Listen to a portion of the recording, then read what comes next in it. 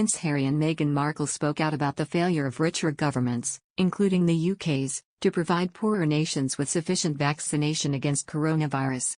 Mr. Palmer suggested the pair had voluntarily pledged to uphold the Queen's values, suggesting they should refrain from commenting on the actions of the British government.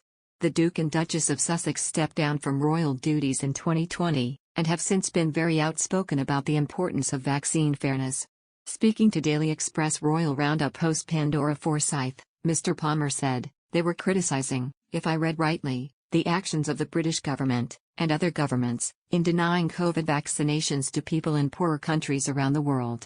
And I think that really runs against the pledge they made when they left royal duties. It was a pledge they volunteered with, as far as I know, no coaxing from the other side. They vowed to uphold the values of the Queen." He added, "The Queen does not criticize the British government. That's just not something a working member of the royal family should do." Prince Harry and Meghan last week signed a letter pledging their support for the People's Vaccine Alliance. The coalition works to ensure that everyone across the world has access to COVID-19 vaccines.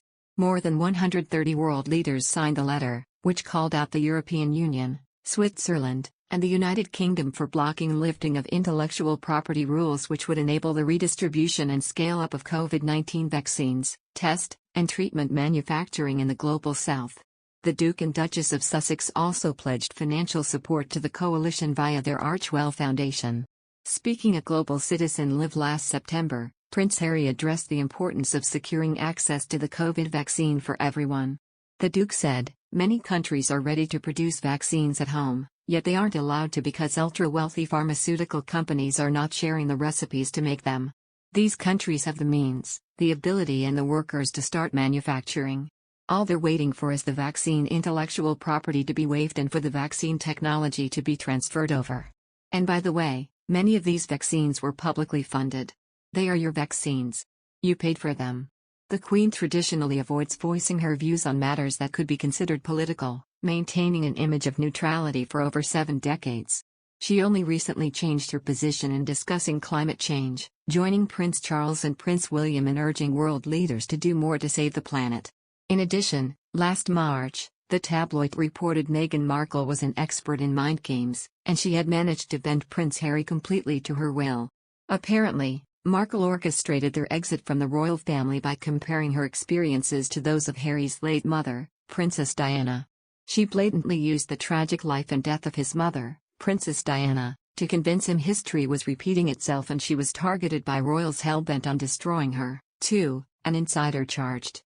She talked him into believing escaping Britain was the only way to save her life.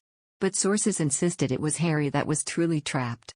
Markle had pushed him towards another life he hates, a stranger in a strange land with no friends and no place to turn for comfort. A royal expert has claimed that Meghan Markle and Prince Harry have very different brand images, sparking tensions throughout the couple's royal family life. Pauline McLaren, a professor of marketing and consumer research at Royal Holloway, University of London, says that behind the power couple with their fairly coherent brand image together, there are clear difficulties the couple are having adjusting to one another's lifestyles. Professor McLaren told that individually, they have had very different brand images. She added that Meghan's brand was orientated around her status as a, previously, minor Hollywood celebrity associated with the Suits brand.